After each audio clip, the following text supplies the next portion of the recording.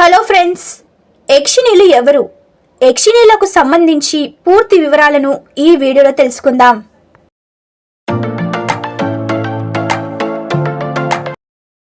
విశ్వానికి రాజు ఇంద్రుడు. ఇంద్రుడికి గురువు బృహస్పతి. హరిహరుల సూచనలను ఇంద్రుడు పాటిస్తారు. ఇక కుబేరుడిది ఆర్థిక శాఖ. కుబేరుడి ఆధీనంలో ఉండేవారే యక్షిణీలు. వీరంతా సంపదకు కాపలాగా ఉంటారు. యక్షిణీలు నెగిటివ్ ఎనర్జీ కాదు, వీరంతా దేవతా గణాలే.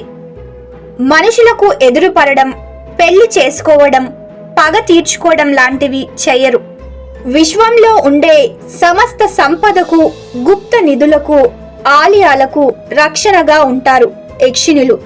మరి యక్షిణీలు ఎక్కడుంటారు? యక్షిణులు మనుషులకు కనిపిస్తారా? పురాణాలలో యక్షిణుల ప్రస్తావన ఉందా? యక్షిణి తాంత్ర రహస్యం ఏంటో ఇప్పుడు మనం తెలుసుకుందాం. కానీ అంతకన్నా ముందైతే మీరు మన ఛానల్ని మొదటిసారిగా చూస్తున్నారా? అయితే వెంటనే ఛానల్ని సబ్స్క్రైబ్ చేసుకోండి. పక్కనే ఉన్న బెల్ ఐకాన్ని యాక్టివేట్ చేయండి. మీరలా యాక్టివేట్ చేయడం వల్ల నేను పెట్టే ప్రతి ఇన్ఫర్మేషన్ వీడియో మీకు ముందుగానే రావడం జరుగుతుంది. చాలామంది వీడియోస్ని చూస్తున్నారే కానీ ఒక్క చిన్న లైక్ ఇంకా సబ్స్క్రైబ్ మాత్రం చేయట్లేదు. ప్లీజ్ అండి, మీరు చేసే చిన్న లైక్ ఇంకా సబ్స్క్రైబ్ నాకెంతో మోటివేటింగ్గా ఉంటుంది. దయచేసి పెద్ద మనసు చేసుకొని ఛానల్ని సబ్స్క్రైబ్ చేసుకోండి. అలాగే ఈ వీడియో మీకు నచ్చితే ఒక చిన్న లైక్ ఇవ్వండి. నేను మీ నుంచి ఆశించేది ఈ చిన్న లైక్ ఇంకా సబ్స్క్రైబ్ మాత్రమే. అలాగే ఈ వీడియో మీకెలా అనిపించిందో కామెంట్ బాక్స్లో కామెంట్ చేయడం మాత్రం మర్చిపోకండి. ఇక ఏమాత్రం ఆలస్యం లేకుండా వీడియోలోకి వెళ్దాం. మహాభారత జూదంలో ఓడిపోయిన పాండవులు అజ్ఞాతవాసంలో భాగంగా దైత్యవనానికి చేరుకుంటారు. ఆ సమయంలో ఓ పండితుడు ధర్మరాజు వద్దకు వెళ్ళి సహాయం అడుగుతాడు. తన వద్దున్న ఆరాన్ని అంటే నిప్పు పుట్టించడానికి ఉపయోగపడే కొయ్యని ఒక మృగం తీసుకెళ్లిపోయింది, దాన్ని తీసుకొచ్చి ఇవ్వమంటాడు. ఆ పనిపై వెళ్లిన సోదరులు ఎప్పటికీ రాకపోవడంతో వాళ్ళని వెతుక్కుంటూ వెళ్తాడు ధర్మరాజు. ఓ సరస్సు దగ్గర పడి ఉన్న సోదరులను చూసి నోరు పిడచకట్టుకపోయింది. అప్పుడు సరస్సులో నీరు తాగుదామని ప్రయత్నించగా ఓ యక్షుడి హెచ్చరిక విని ఆగిపోతాడు ధర్మరాజు. తాను అడిగిన ప్రశ్నలకు సమాధానం చెబితేనే నీటిని తాగమని చెప్పడంతో సరే అన్న ధర్మరాజు 72 ప్రశ్నలకు సమాధానాలు చెప్తాడు. సాక్షాత్తు యమధర్మరాజు యక్షుడి రూపంలో వచ్చి అడిగిన ఆ ప్రశ్నలే యక్ష ప్రశ్నలుగా పురాణాల్లో ఉన్నాయి.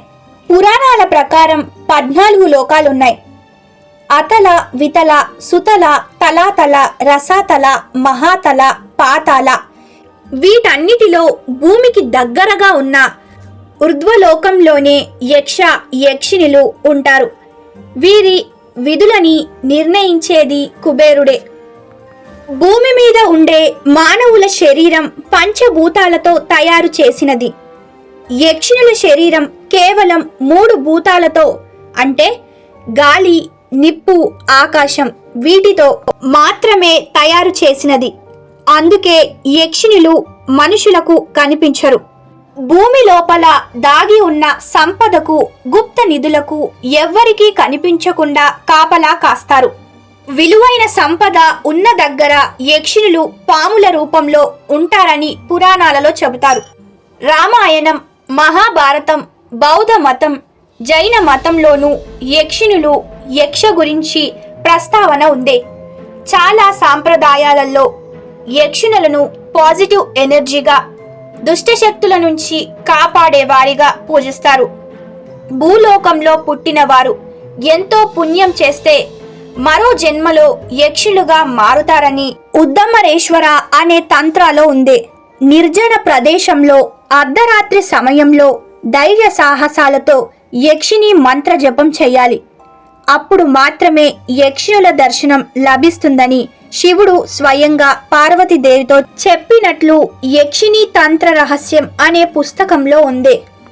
ఏ సాధకుడు అయినా యక్షిణీ దేవతలను మాతృ రూపంలో గాని, సోదరి రూపంగా కానీ పుత్రిక రూపంగా కానీ భార్య రూపంగా కానీ భావించి ధ్యానించవచ్చు. ఉద్దమరేశ్వర తంత్రాలో 36 మంది యక్షిణులు వారిని పూజించవలసిన మంత్రాల గురించి ఉంది. భూమిలో దాగి ఉన్న నిధికి రక్షణగా ఉండే యక్షిణులు అక్కడి పరిస్థితులను బట్టి సత్వ, రజో, తమో గుణాలను కలిగి ఉంటారు. ఐశ్వర్యాన్ని ప్రసాదించే యక్షులను పూజించాలని అనుకుంటే మంత్రోపదేశం ద్వారా మాత్రమే సాధ్యమవుతుంది. ఉద్దమరేశ్వర తంత్రంలో పేర్కొన్న 36 మంది యక్షులలో ప్రధానమైన వాళ్ళు వీళ్ళే. విచిత్ర, అందమైన, తెలివిగల యక్షిణి హంస రూపంలో తిరిగే ఈ యక్షిణిని పూజిస్తే కష్టాలు తొలగిపోతాయి. విశాల, రావి చెట్టంతా పొడుగుగా ఉండే ఈ యక్షిణి రూపం రాక్షసిలా ఉంటుంది. ఈమెను పూజిస్తే సంపదను ప్రసాదిస్తుంది. మహేంద్రి, దీర్ఘకాలిక రోగాలు నయం చేసే శక్తి మహేంద్రికి ఉంది. కామేశ్వరి, అంతులేని సంపదను, రసావాద రహస్యాలను అందిస్తుంది ఈ యక్షిణి. కర్ణ పిచాచి, ఈమె తమాషా శక్తి గల యక్షిణి. ఎవ్వరికి సంబంధించిన గత వర్తమాన రహస్యాలను సిద్ధుల చెవిలో చెప్పేస్తుంది. ఈమెను వశపరుచుకోవడం అత్యంత కష్టం. చాలా నియమాలు పాటించవలసి ఉంటుంది. ఇక వికాల, మాలిని, శాతపాత్రిక, సులోచన, శోభ, కాపాలిని సహా ఉద్దమరేశ్వర తంత్రంలో 36 మాంత్రి యక్షిణుల పేర్లు, వారిని పూజించే విధానం ఉంది. యక్షిణులు మంచివాళ్ళ చెడ్డవాళ్ళ అంటే యక్షిణులు కేవలం అర్ధరాత్రి మాత్రమే సంచరిస్తూ ఉంటారు. అందుకే వీరిని నెగిటివ్ ఎనర్జీగా భావిస్తారు. ఆ సమయంలో వీరికి ఎదురు పడితే చెడు జరుగుతుందని చెబుతారు. యక్షిణులు చెడ్డవారు కాదు, అలా అని మంచివాళ్ళు అని చెప్పలేం. సాధకులు, సిద్ధులు పూజించే వారి మనసులో కోరికల ఆధారంగా యక్షుల ప్రవర్తన ఆధారపడి ఉంటుంది. యక్షులను ప్రసన్నం చేసుకోవాలంటే అది తాంత్రిక పూజ ద్వారా మాత్రమే సాధ్యమవుతుంది. శ్మశానంలో, నది ప్రవాహంలో, అర్ధరాత్రి, మర్రి చెట్టు కింద ఇలా ఒక్కో యక్షిణి పూజా విధానం ఒక్కోలా ఉంటుంది. సక్రమంగా చేస్తే అద్భుత ఫలితాలను పొందుతారు. అనుసరించే విధానంలో ఏదైనా తేడా ఉంటే వెంటనే అందుకు తగిన శిక్ష తప్పదు. ఓవరాల్గా చెప్పాలంటే యక్షిని ఆరాధన అంత సులభం కాదు.